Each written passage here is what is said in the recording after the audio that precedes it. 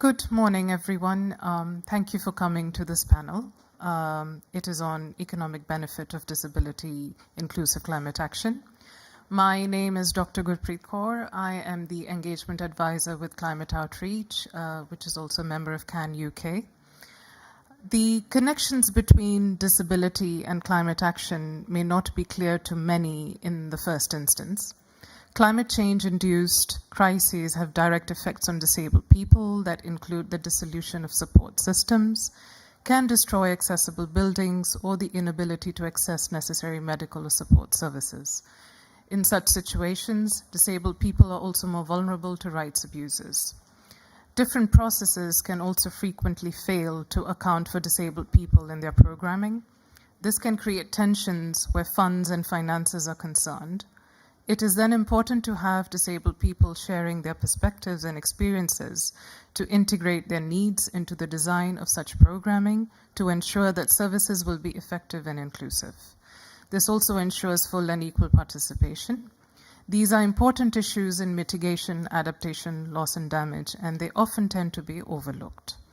The panel today discusses how governments can ensure that climate action is both rights-based and protects critical budgets for disability inclusion, which can be vulnerable to reallocation during times of crisis, and so fulfill their obligations to persons with disabilities under the UN Convention on the Rights of Persons with Disabilities. Our first speaker is Mark Barrell from CBM UK. Mark Barrell is the head of advocacy and influencing at CBM UK, which is part of a global federation that focuses on disability inclusion led by their partnerships with organizations who work and advocate for disability inclusion within the context of low-income countries. CBM are involved in a wide range of areas, including community-based inclusive development, community health, including mental health and humanitarian assistance. Mark is a lawyer by background and has lived and worked in various places, including Mozambique and Uganda. Mark, over to you. Well, good morning, everybody. And CBM is really grateful for the opportunity to be able to host this side event alongside the European Disability Forum. And we're grateful too to our other friends and other presenters who are here in the room and joining us. CBM, through its global federation, works alongside the disability movement worldwide to end the cycle of poverty and disability. In many countries where our partners are operating and where CBM provides support, they are at the forefront of the climate crisis. In each location, there are tangible and real impacts of climate change. And persons with disability acutely feel that impact and are disproportionately impacted as well. This impact is across a myriad of areas. It includes both health and well-being and mental health. It can be at economic levels in terms of loss of livelihoods, and more broadly within the wider environment, including disruption of very important services. This is all despite the fact that the rights of persons with disabilities are protected.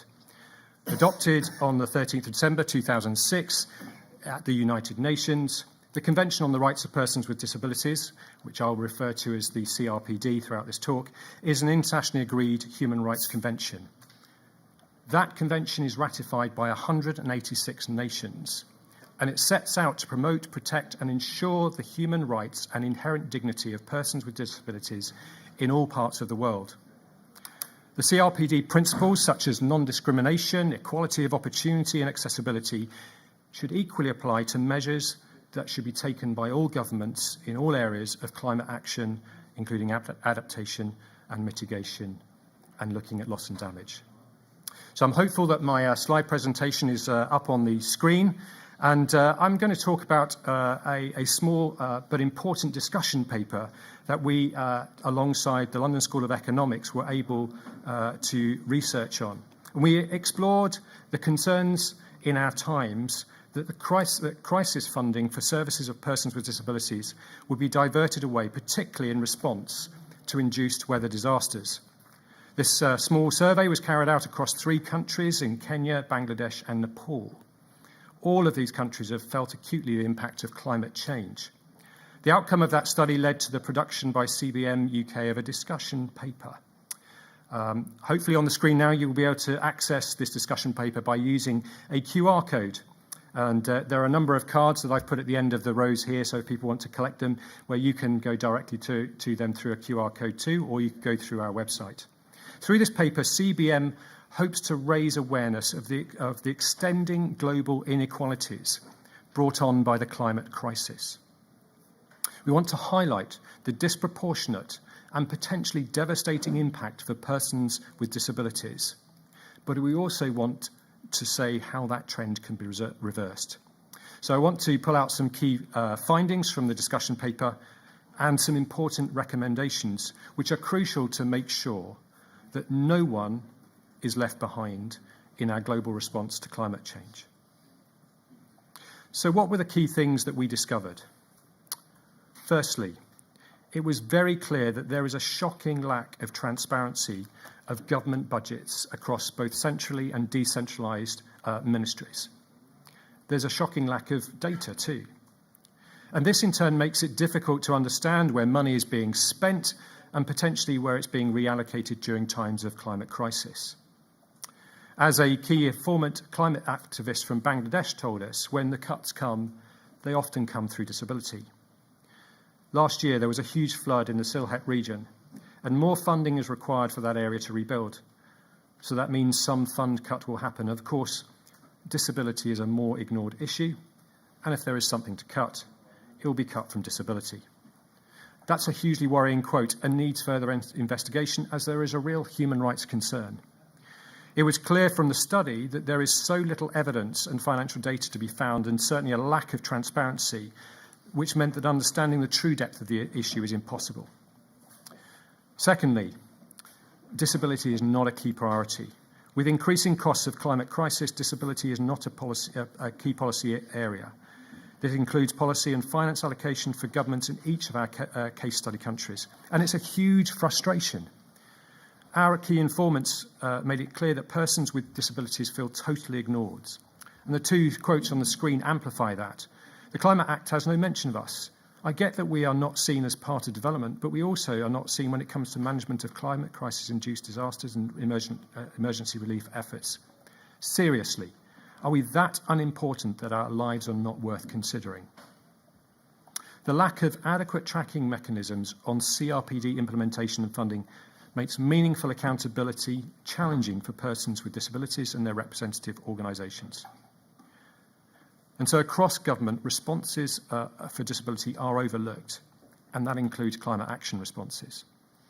Thirdly, not consulted, not included. Organisations of persons with disabilities and persons with disabilities are systematically not included. They're not meaningful consulted in budgetary decision making for policies, even those that specifically relate to persons with disabilities.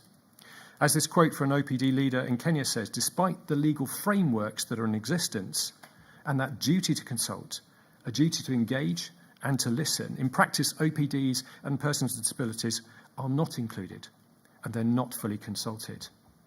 It's shocking that this OPD leader from Kenya says they call you 2 hours before the event to participate in a budget discussion after everything has been designed and placed, and in many cases, it's just not possible. And finally, communication and coordination gaps. Structural gaps in communication and coordination between government ministries makes everything challenging. It means departments working on implementation of disability rights and departments working around climate adaptation and mitigation are just not talking to each other. They're not enabling each other to know what the other needs. This means that persons with disabilities are always those left behind in climate justice. We've seen in the COVID crisis just how deeply ingrained this was, where disability was the first to feel the cuts. As this quote says, we were always the first to lose. We were the first to lose our jobs, our access to education, and our access to health services, and access to cash support when COVID-19 started. And the same is happening in that response to climate change. So, having discovered these issues, what does our paper propose? What are the solutions? What are our recommendations? And some of what I'm about to say will be amplified by others who are presenting today. The first one, action to empower organisations of persons with disabilities in climate policy engagement. We're really grateful to have Dr. Ian Fry with us today. and as the UN Special Rapporteur on Climate Change and Human Rights, he gave a report to the General Assembly in 2022. In that was highlighted what was called a participation disconnect between those who are at most risk of being affected by climate change impacts and those who participate and are represented in the political and decision-making processes. My friend Gordon Rattray will be speaking more to the crucial importance that the perspectives of persons with disabilities and OPDs must be in having that input into relevant policy discussions at national level and at international level. And this needs to be enabled through direct training and promotion of climate awareness, including through the Action for Climate Empowerment Programme, known as ACE, within the UNFCCC processes. Secondly, disability data is a critical enabler of OPD climate advocacy. Accurate data, or even good enough data, on the numbers of persons with disabilities who are living in climate-affected communities, as well as data related to the disability-associated risks and impact on climate change and crisis, are desperately needed. Only with this can OPDs be best placed to represent the diverse disability interests in national climate policies.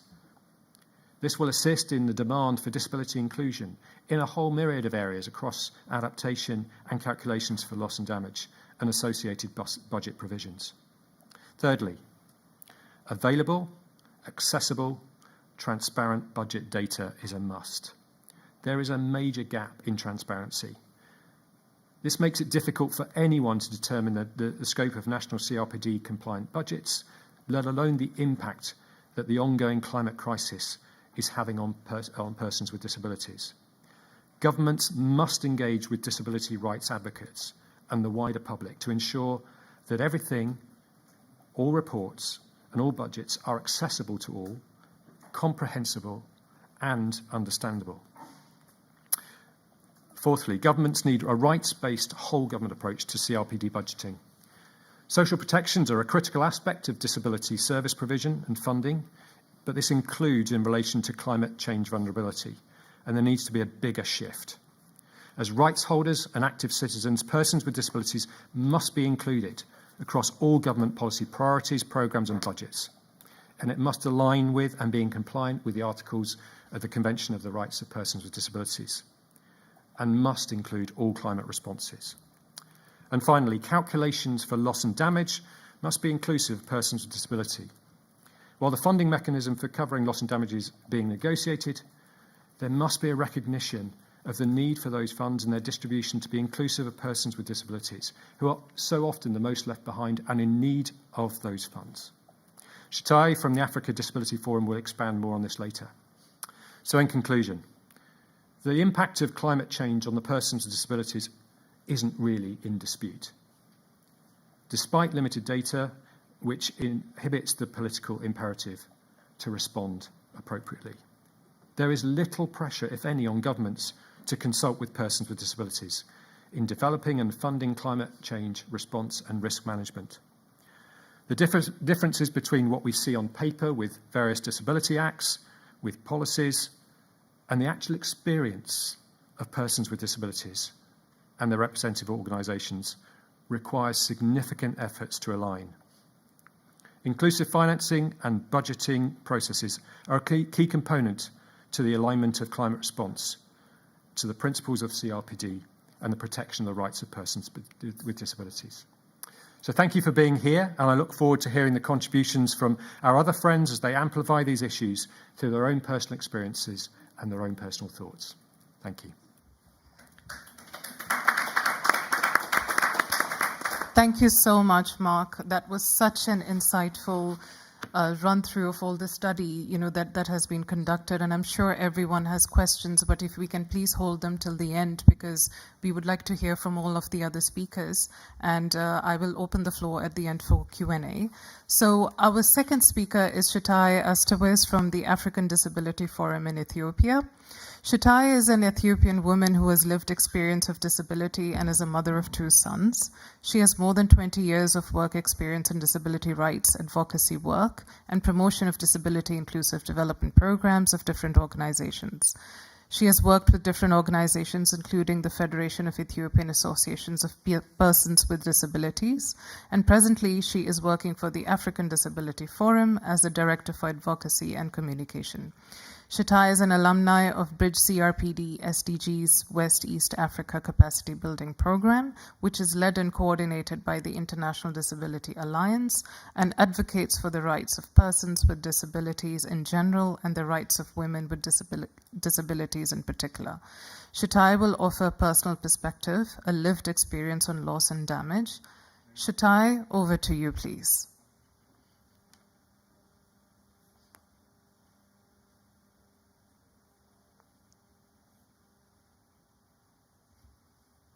Good morning, good afternoon, good evening, wherever you are. Thank you, Chair, for giving the floor. Yes, my name is Shatai Astawas, and I work for the African Disability Forum, ADF, and I'm the Director for Advocacy and Communication. I am based in Addis Ababa, Ethiopia. As mentioned already, I'm a person with lived experience of disability. I'm honored for being invited to speak today at this side event on increasing crisis, decreasing budgets, the economic benefit of disability inclusive climate action. Before anything else, allow me to use this opportunity and to take a moment to first give you a snapshot of my organization, the African Disability Forum, ADF. ADF is a continental membership organization of disabled persons organizations in Africa. Formally established in 2014, ADF seeks to strengthen and unify the representative voices of Africans with disabilities, their families, and organizations.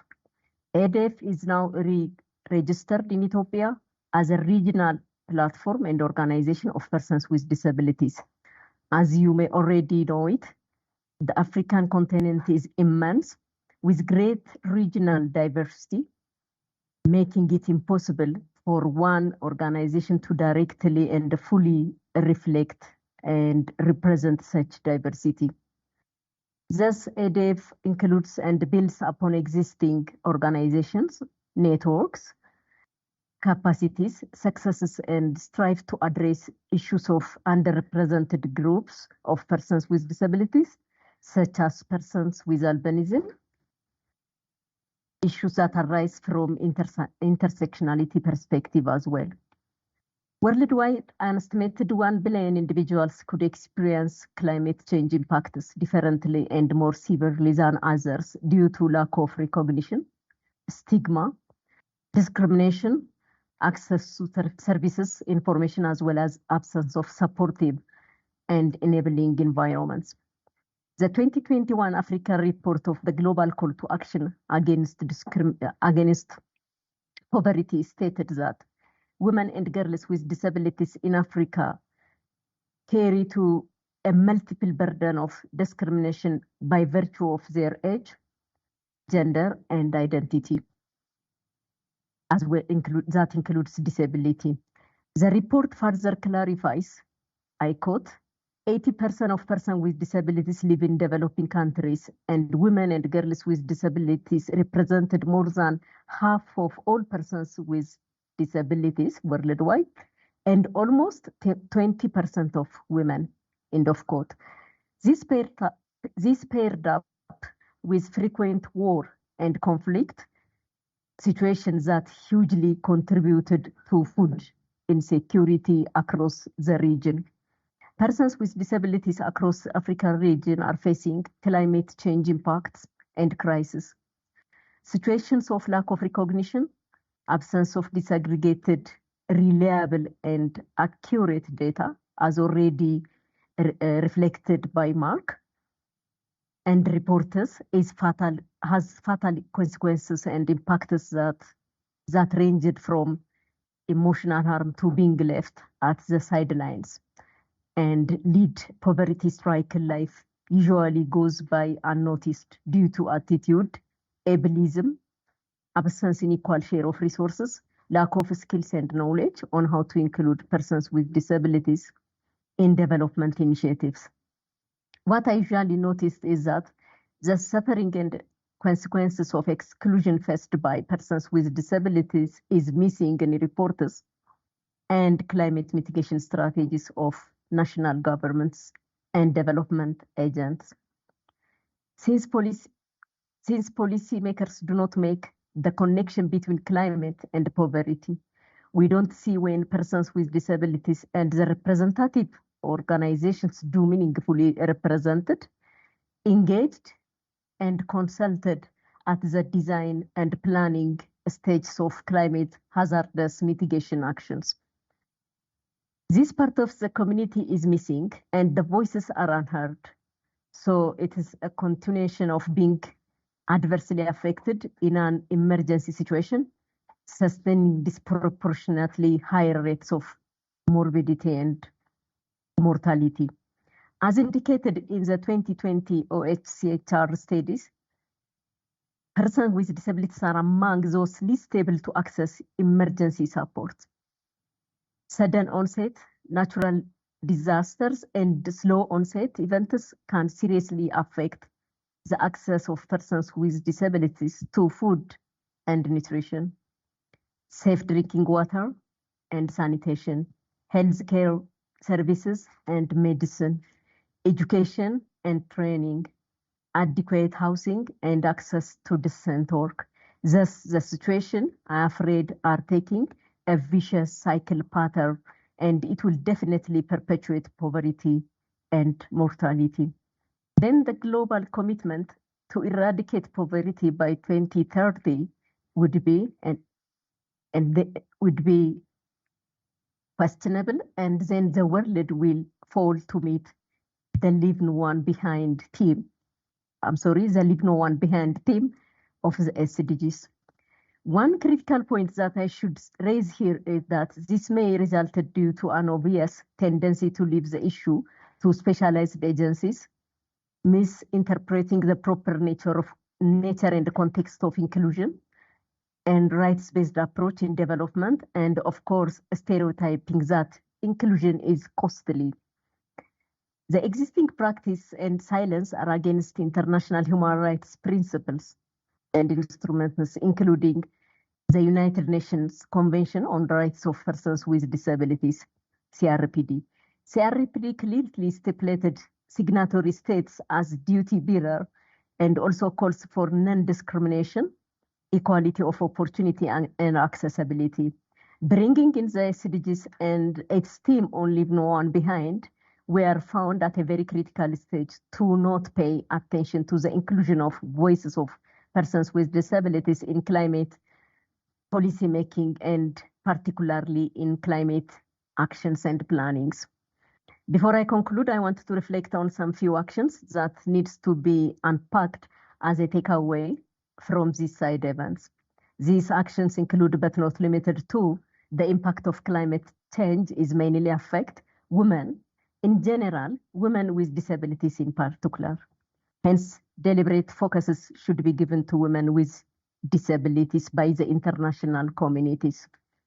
Awareness raising with climate policymakers and also the climate movement on how the human rights of persons with disabilities are important in the current fight to climate justice should be led by persons with disabilities who are experts in their own rights.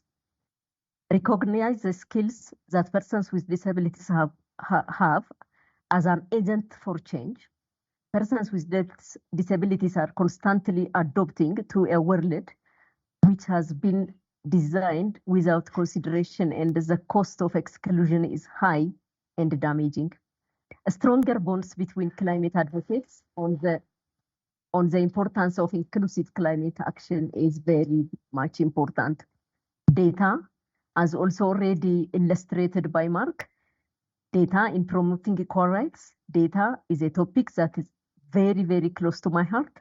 Very often, exclusion of persons with disabilities continues due to lack of data. Data complements the storytelling of the impact of climate change. So I believe the world needs to pay undivided attention to the collection, analysis and documentation of disability inclusive data. Ensuring financing measures, including budget allocation to support persons with disabilities who have experienced loss and damage, is another important takeaway. Very often, rebuilding a life after a quick onset or even after gradual onset of event causing loss takes additional financial support for persons with disabilities. Recognition and focus must be given to the heterogeneous and intersecting identities of persons with disabilities. We are not homogeneous, and this made them more liable. This made us more liable to discrimination. Equity. Resource allocation is key to make climate mitigation strategies effective. So I call for equity, and I thank you for listening to me. Thank you.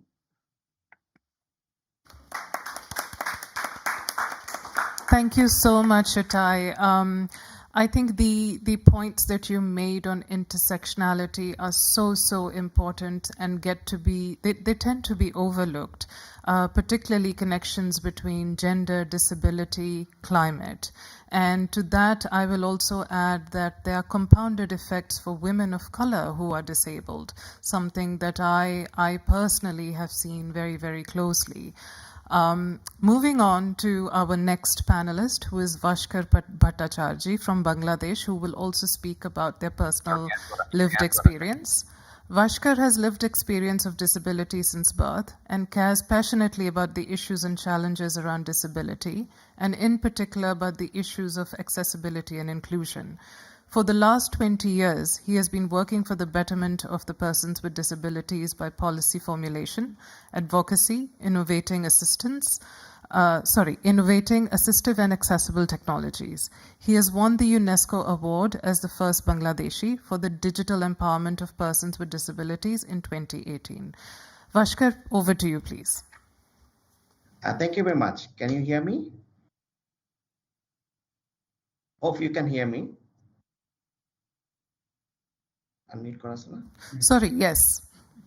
Yeah, thank you very much. Ladies and gentlemen, I am very excited to part of these discussions. As a person with disabilities, sometimes it is a very rare opportunity for us to speak in a global level like this. And I can remember in 2015, I was in a COPS 21 in Paris for attending and raising my voice regarding disability inclusive climate change. Today, when we are discussing about the impact of climate change in the life of people with disabilities, in my country, a strong heat wave is going around us. And even though this is the rainy season, but last 10 days, there is no rain and heat wave is going. So this is directly impacting the life of people with disabilities. The city where I am living, even in a sunny day, cities are going, 50% of the cities are going under the water because of the high tide, because of the sea rise. People with disabilities are losing their, farmers with disabilities are losing their employment as irrigation is becoming very difficult because of the salinity.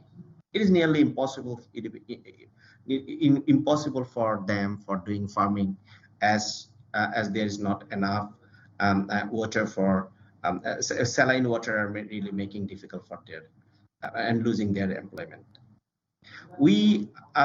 I am in a very interesting situations. You know, I'm serving as for many OPDs, including Federation of DPO Sitakund, which is coastal-based OPDs, and almost 2,000 plus members are there. And also, I am working with the organization called Young Power in Social Action IPSA, that is one civil society organizations, and they have many programs on climate change adaptation and mitigation. And I'm serving for them as a inclusion advisor. Thirdly, I am working with the Bangladesh government as a national consultant accessibility. So this is really very tricky role I'm playing. So today's my voice will be on behalf of people with disabilities. That's why maybe the information, whatever I'm giving, that is the direct involvement or mind in very rural part of countries, in the shore and islands, etc. Ladies and gentlemen, disability inclusive climate change is not the agenda here in Bangladesh. We have little bit progress on disability inclusive disaster management, as we have a law, that is Disability Disaster Management Act 2012, and also we have a rules, and also we have a standing order on disaster management. But whenever there is a discussion come on climate change, we normally thought that our government normally thought that this is not the issues of disability. That's why people with disabilities are not really engaged in any discussions. OPDs are really missing, and I can tell you, OPDs are even not aware about the climate change issues. So their capacity development is highly needed to bring climate change related issues as their advocacy agenda. Almost 25 ministries are working for coordinating regarding climate change related projects and activities. This year, almost 8.9% budget has increased for 2023-2024 fiscal years regarding climate change related development program. But unfortunately, there is nothing has discussed about disability inclusion. Our leading ministry, which is the Ministry of Social Welfare, who are look after the disabilities, they are not really considering disability inclusive climate change programming for programming or any projects. There is no projects have taken by this ministry. I can tell you, like total allocation for people with disabilities in the budget 2023-2024 is only 0.49%, which is really very frustrating for us. In other words, there is some social safety net program. This social safety net program has almost 2.9 million people are going to get disability allowance. In a month, it is around $8 for each individual with disabilities, just $8 per month. But we people with disabilities and organization of people with disabilities want a inclusive budget for each ministry, including the Ministry of Environment, who is the responsible ministry for making climate change related intervention. So we OPDs need to gather together, and we need to run advocacy with the Ministry of Environment for ensure their programming should be disability inclusive. And another noteworthy issues is like NGOs who are working on promoting climate change, and also the INGOs, UN agencies, still they're far behind to include the people with disabilities in the discussion, climate change related discussions. And we people with disabilities always serve as a clap giver. We come in a seminar, workshop, and we come and we speak. Unfortunately, international organizations not really see us as expert. That's why you will not find many people with disabilities are working in INGOs, and few are working in a very disability related NGOs, but not in a senior positions or in a big NGOs. This is also a big challenge for people with disabilities. I'm very rare case that I'm working with the government as a accessibility consultant in a senior positions. Even I work for a OPDs, rural OPDs, and also CSOs. This is really an example for other. We want to see many more people with disabilities are working in a policy level, which are very important. And I would like to request CBM, please consider these issues. Please engage the people with disabilities in climate change related discussions in local, national, and international level. If organizations like CBM come forward to support us to come in a global discussions, then we can raise our voice in a proper manner. And diversity of disability need to be considered. You know, there is many disabilities who are really, their voice are really missing as they are lag behind, and they are more marginalized than some other kind of disabilities. Bangladesh, as you know, Bangladesh is one of the first 20 countries who have ratified the UN Convention of Rights of Persons with Disabilities. Still, we are far behind for in lining our budget with UN CRPD. Still, we are really far behind. And as I already told you that almost all the work regarding disabilities are led by the Ministry of Social Welfare, which is not the which is I can say it is not the right things to implement the UN CRPD. Like education issues are looked after by the Ministry of Social Welfare, which are not really accepted. Another important point we need to think like research is we need more research what impact really create for in the life of people with disabilities because of the current phenomena of the climate change. Climate-induced disaster is a big challenge for people with disabilities and their organizations in the coastal belt, in the island, in the shore, as it is directly impacting their life and livelihood. But unfortunately, these OPDs, local level OPDs and people with disabilities not really realize that things are happening, which is the direct impact of climate change, as they don't have the accessible informations, knowledge, and connectivity. According to my recent experience, displacement is another biggest challenge for people with disabilities, as because of the direct impact of climate change, many disasters are happening, climate-induced disasters are happening, and people with disabilities are unable to move in their locality. They are unable to do the work, and they are unable to stay in their home as because of the disaster. So they are displaced into a big city. We saw that hundreds of thousands of people with disabilities are displaced from their locality, from the rural shore islands, and also from the coastal belt. That is my personal experience, and I can tell you I already talked with 100+ people with disabilities who are came from the rural part of the countries in the big cities, and they told us that way their locality has behaving, the nature are behaving, they are unable to live there, they are not getting jobs, and they are not able to move here and there because of the situations. So displacement is another issues we need to consider. Bangladesh already adopted National Adaptation Plan 2023 to 2050.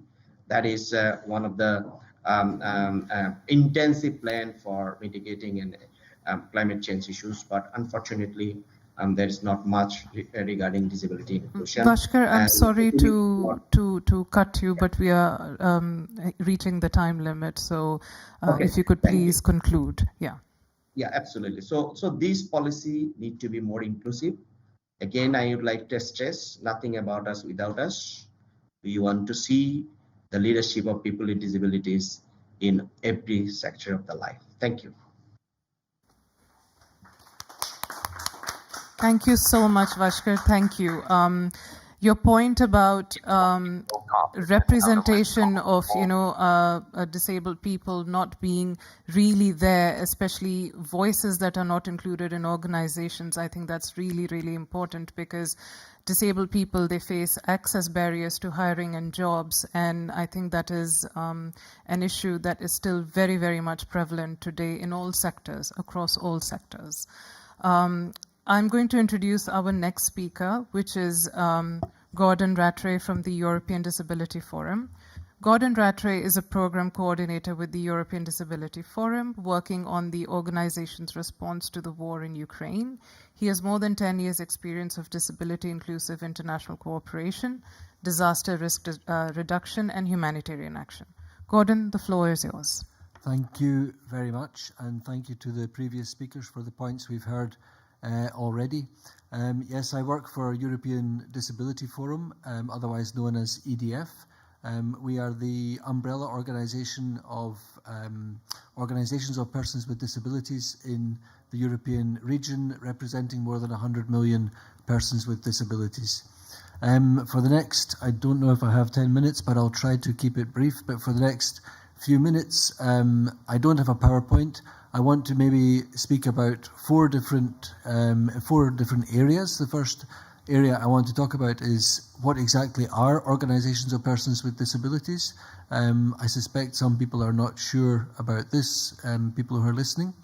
The second part I want to talk about is our rights in this, our right to participate in this climate space.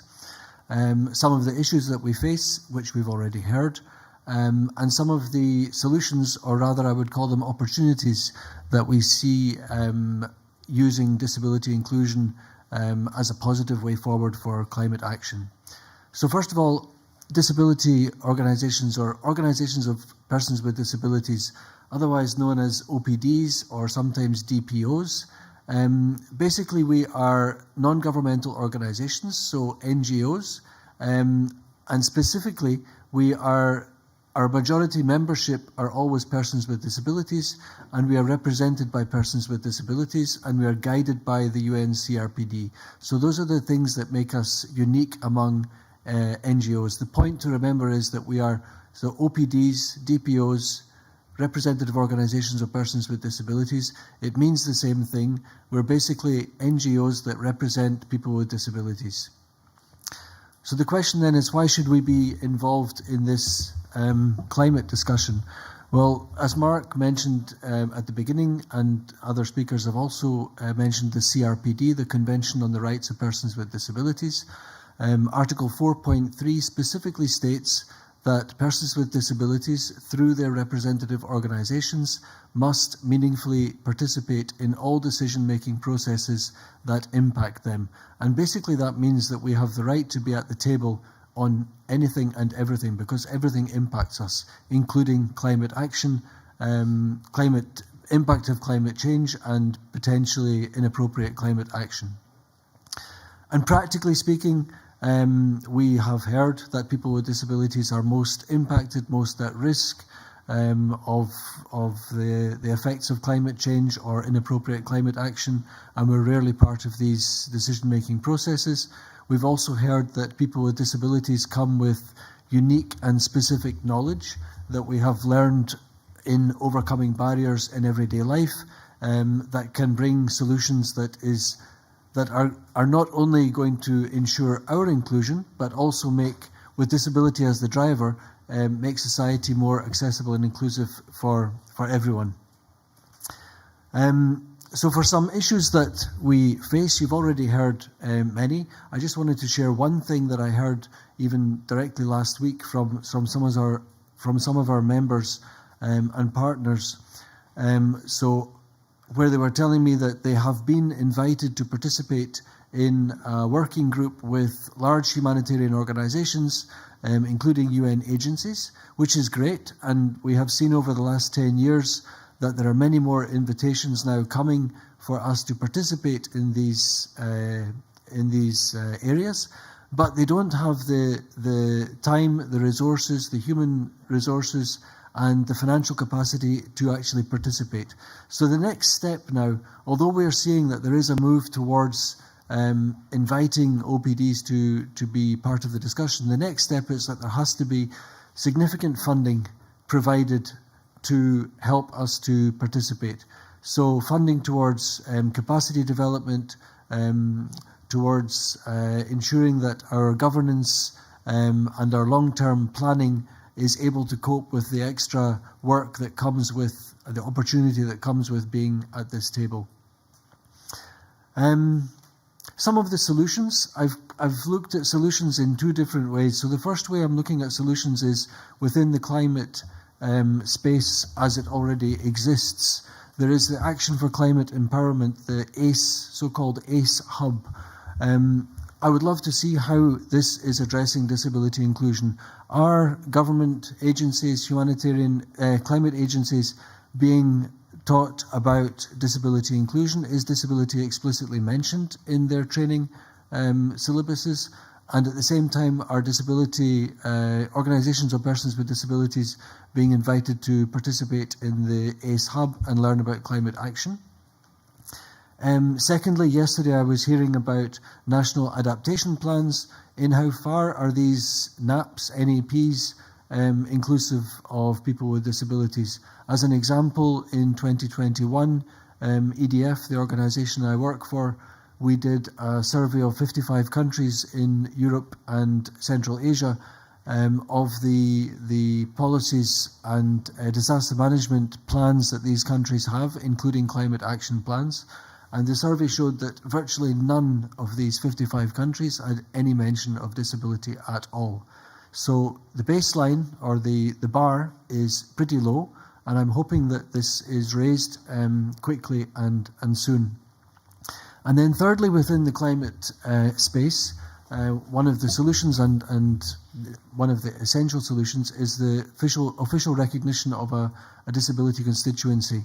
And I know that process is ongoing towards this, but the sooner the better. Without a constituency of persons with disabilities being recognised as part of the UN FCCC mechanism, we are never going to be at the table where the serious decisions are made. So that's an absolute essential next step. And then, if I still have a few minutes, we have the old saying about not reinventing any wheels. The climate space, I hear people talking about the climate space as if it's something unique and something new and something that we need to develop new tools for, and I would disagree with this. I think, as I've mentioned over the last 10 years in the fields of humanitarian action, disaster risk reduction and development, there has been a lot of progress towards disability inclusive policy and tools, and I think we need to look at using some of those tools in this climate space, adapting them where appropriate. For example, there's the OECD DAC marker on disability, which helps donor countries to monitor how disability inclusive their planned funding plans are. It doesn't measure impact, and it is voluntary, so it's not 100% perfect, but it certainly gives a good warning tool for where some policy or some funding is not going to be disability inclusive. Other tools that exist already are the IASC guidelines, so the Interagency Standing Committee guidelines on inclusion of persons with disabilities in humanitarian action, very relevant for many situations of responding to climate events. The Washington Group questions, which can help to address some of the points we've heard earlier about lack of data, especially on population or the barriers that persons with disabilities face in society.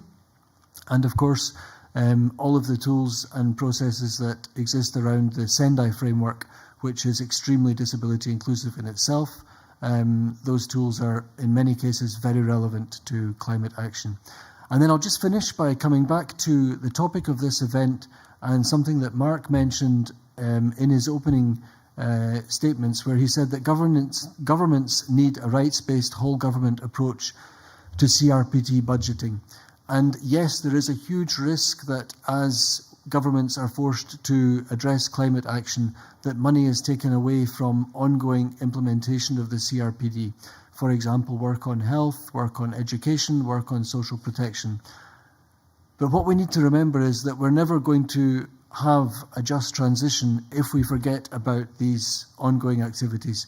Health, education, and social protection, without those things being disability inclusive, any transition is not going to be just and including everybody. I'll stop there. Thank you very much. Thank you, Gordon. I think your last intervention has brought about something which a lot of the previous speakers have spoken about, that of intersectionality and interconnectedness. Right? We need to stop seeing these issues in silos and actually start bringing them together and seeing how these solutions can actually move forward with that. So we have come to a final panelist now, Leanne Van Dam.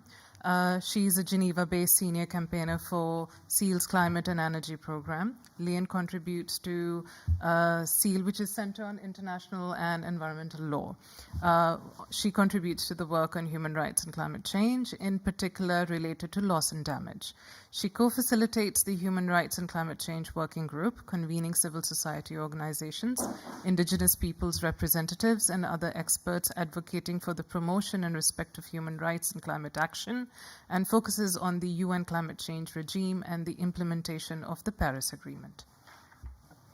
Thank you, and thanks to the previous panelists. Sorry. Can you hear me when I lean like this? Yeah. Okay. So thanks for having me on this panel, and thank you for the super interesting previous interventions that really brought this lived experience of persons with disabilities and brought this specific perspective. I'm going to take a step back and talk about human rights as a whole. As you know, was mentioned, the rights of persons with disabilities are protected in the CRPD, and that's part of a bigger framework of human rights conventions that are highly relevant when it comes to climate action. I hope I don't overlap too much with what Ian is going to say after me, because of course he also has a lot of things to say about that. What I would try to do is I'll try to be brief and just mention why it is important to take a human rights-based approach in climate action, what it means, and then I'll link it to some ongoing processes like the global stocktake, and as was mentioned, I also work on loss and damage, so I will see if I can also maybe say a few words about that. So why is it important to take a human rights-based approach to climate action? It's of course it's important because parties have human rights obligations, and all parties to the Paris Agreement have human rights obligations, and they have reaffirmed those obligations in the context of the Paris Agreement, and so they have committed to respecting their human rights obligations when implementing the Paris Agreement. But next to that, it's also just the case that the IPCC confirms that human rights-based climate action is more effective. So it is also, from an ambition perspective, it's also a good approach to take a human rights-based approach, and some examples are that participatory planning and decision-making that involves vulnerable communities in the design and implementation of adaptation action leads to or helps to alleviate social inequities. It helps to ensure climate-resilient development, and it leads to avoiding maladaptation. So that's something that the IPCC confirms. And another example is that supporting Indigenous people's self-determination and integrating Indigenous people's rights and their knowledge also increases the prospects of climate-resilient development, and securing land rights also leads to improved climate action. So these are some examples from the IPCC, and there are many more like that you can find. So additionally to just the need for parties to respect their human rights obligations, it's also important from an ambition perspective. So what does it mean then to take a human rights-based climate action? It goes across everything that is being discussed here. It's about mitigation, it's about adaptation, it's about loss and damage, it's about climate finance. So it's really there are many examples to give for all of those, and maybe before I'll start giving some of those examples, I'll mention that in the context of the global stocktake technical phase, with a broad range of organizations, we've done a submission on what it means to take a human rights-based approach to all of these aspects of climate action, and that submission is turned into a poster that is currently hanging at the entrance of this building. So if you're interested to see more examples, you can go and have a look at that poster, and of course you can also ask me afterwards. But so when we're talking about mitigation, human rights are related to the ongoing reliance on fossil fuels, of course, directly and indirectly, but it's also about ensuring that the energy transition does not again create new problems when we're talking about, for example, mining, so the minerals that are needed for renewable energy, and ensuring that human rights violations are avoided in that context. It's also about loss and damage. Loss and damage is inherently about human rights because, of course, the climate impacts are harming human rights across the globe, and also specifically for groups in vulnerable situations. And it's also about responses to loss and damage, and we've heard about that before. Of course, the way these responses are designed are going to lead to the inclusion or exclusion of specific groups, and for example, persons with disabilities. And as was mentioned, there's a lot to be learned from the humanitarian sector, and good and bad practices there. So there it's also very important to take that approach, of course. And then the same counts for adaptation. I'll skip all the specific examples, but you can imagine that it's the case for adaptation as well. And so effective integration of human rights considerations across all of these areas of climate action requires it to be grounded really on specific human rights obligations and principles such as inclusion, such as non-discrimination, the right to access to information and participation, and related to that, the protection of environmental defenders, and also recognition, safeguarding of indigenous knowledge, indigenous practices, and also securing land rights, food security. So there's a whole range of elements that actually come into this approach. So I can now go to some examples of how this relates to the process here. So there was already a reference made to national adaptation plans. There is, of course, also the nationally determined contributions of countries, where it is very important to not only refer to human rights, which has, we've seen from the INDCs to NDCs that the references to human rights are increasing, but still there's not a lot of information of how this actually is being applied in design of the NDCs, in the implementation of the NDCs. And so we're going into a process of updating NDCs, because by 2025 countries have to submit an enhanced NDC. And so in that context, it's very important to start early to ensure that these processes are participatory, that they are inclusive. So from the planning phase, there should be this human rights-based approach, and then from the planning on, it should of course go into monitoring, it should go into implementation, and it's just throughout the process very, very important to keep this human rights lens. And in that context, I will mention that my organization, together with the Office of the High Commissioner for Human Rights, has developed a toolkit on what it means to integrate human rights in NDCs on the various aspects of it. So if you're interested in that, I can also share more information about that afterwards. In the context of what we're discussing here, right now the Glasgow Dialogue is ongoing, so I can come back to loss and damage, but before that I will maybe say a quick word on the global stocktake. Because when talking about NDCs, of course, the global stocktake is very important, because it's part of this ambition cycle that we have in the Paris Agreement, where the global stocktake is now taking collective stock of the progress of the implementation of the Paris Agreement, and is then supposed to inform the new round of NDCs and also international cooperation going forward. And we are currently at the transition from the technical phase, which started last year. So there has been a lot of technical discussions, roundtables on those different topics: mitigation, adaptation, loss and damage, to really understand where parties are at the moment. And we're now moving to the political phase, because by the end of this year there needs to be an outcome, a political outcome that is actually going to conclude this global stocktake and should guide parties into their new round of NDCs and this increase in ambition. And so there it's very important that, and we've seen that the global stocktake has taken an inclusive approach. So the technical phase was very inclusive compared to other processes we've seen in the UNFCCC, and we also saw that actually leads to these conversations being much more grounded on human rights and much more grounded on these lived experiences of people. And so during this technical phase, we've seen all of these aspects, gender aspects, indigenous peoples, persons with disabilities, human rights as a whole, come up a lot. And so it's very important that this now translates into the political phase, not just that the political phase stays as inclusive as the technical phase was, but also that we're going towards concrete recommendations that will increase the human rights integration in climate action. And so just quickly, our three, as the working group on human rights and climate change has put forward three main recommendations on what that would mean. And one is to phase out all fossil fuels, because the continued production of fossil fuels is directly and indirectly leading to human rights violations. It's about a commitment and guidance for parties to strengthen human rights integration in NDCs and all other climate action that relates to the implementation of the Paris Agreement. So, for example, also the national adaptation plans. And it is, so the GST also should really lead to enhanced protection for environmental defenders, because we see an increase in harassment, violence against environmental defenders in the context of climate action. So that's also definitely a very important thing that the global stocktake can do. I'm just going to pause and ask, do I still have 1 minute to talk about loss and damage, or 30 seconds? 30 seconds. 30 seconds. Okay, maybe I'll not do it, because actually I want to conclude with something else. But just in the context of the discussions that we're now having on setting up the loss and damage fund, all of this is of course also highly important.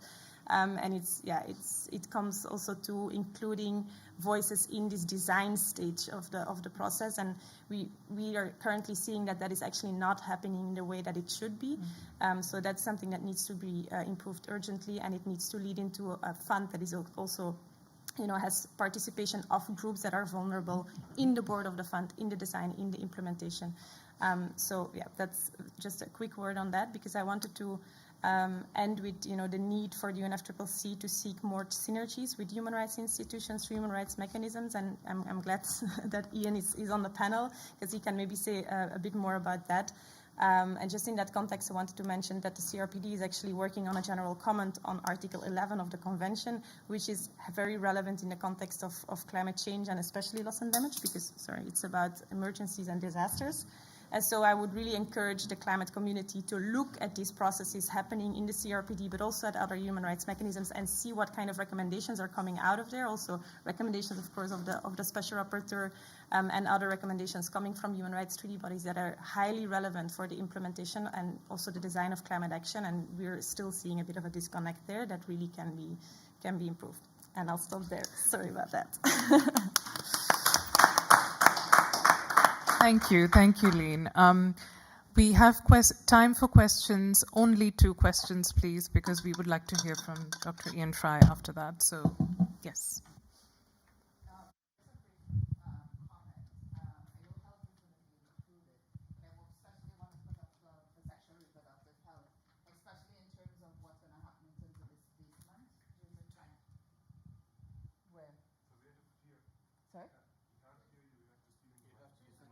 Oh, thank you.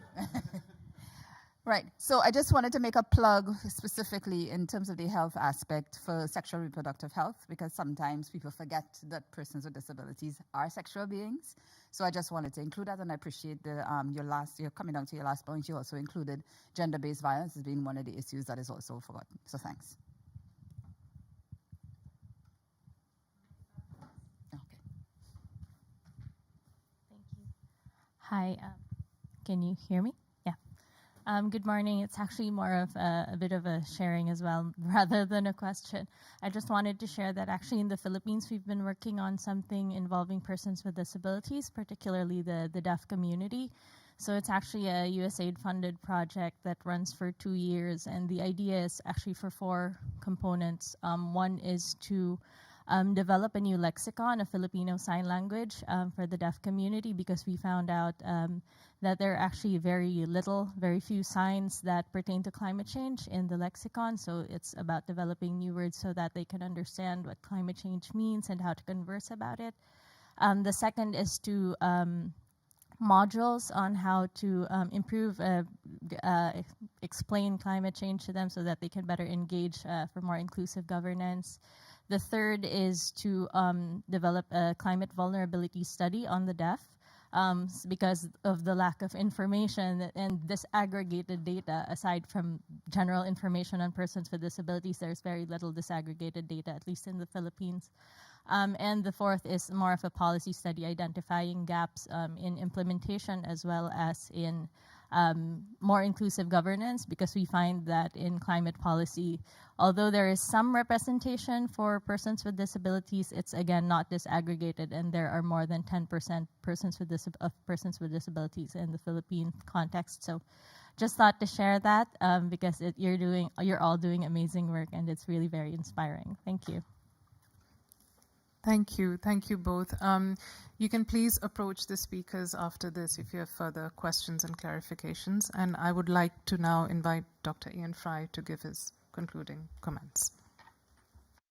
Thank you very much. It's been a very rich discussion, and I've certainly learned a lot. And so I won't summarise too much. Just to sort of draw on some of my own experiences, I visited Bangladesh last year and met with communities, and particularly persons with disabilities, and heard their accounts of being left behind during hurricanes and the problems that they faced in those circumstances, and couldn't get to cyclone shelters. And for others who could get to cyclone shelters, there weren't the facilities to provide for those people. So there are real challenges that are confronted in those situations. So it's true that a lot of people with disabilities are at the forefront of the climate change crisis, and we need to think about those people.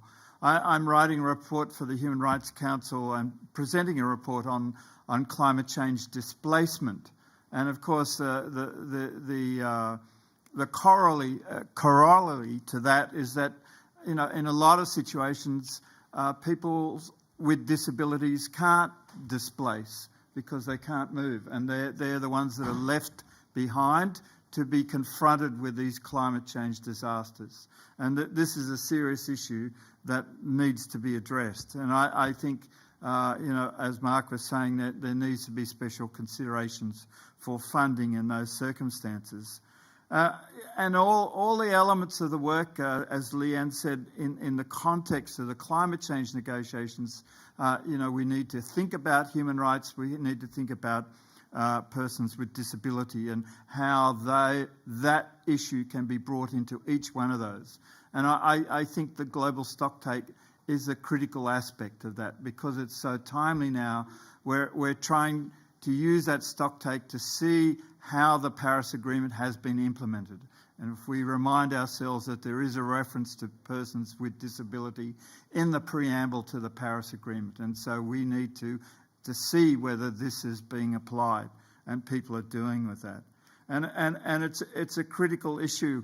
I was in Pakistan recently, and the enormous floods that were there last year, and this was another issue where the early warning systems failed for people with disabilities, and particularly for deaf people, because they weren't able to know about these circumstances. So these are the special considerations.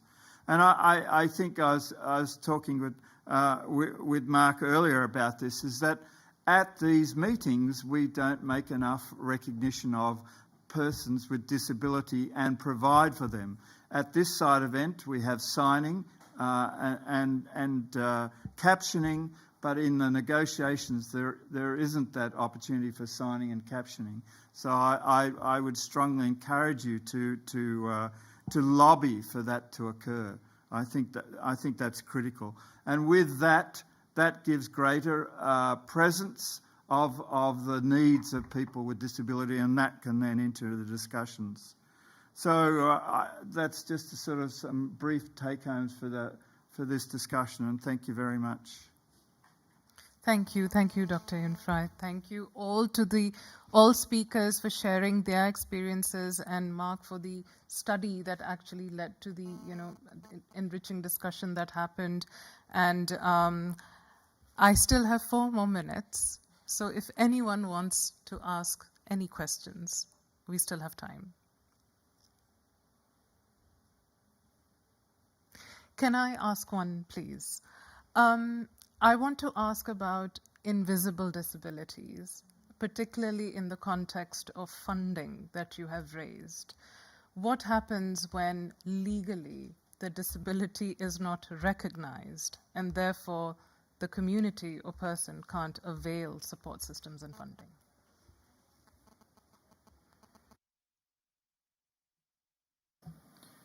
I'm not sure whether that's, from all our perspectives, I'm sure it is an important issue for us, and I'm not sure that it's one that's taken seriously.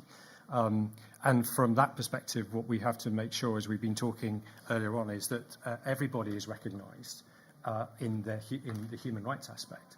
And so where we're seeking to break down data on who is being affected, that needs to make sure that it's covering everybody within a community.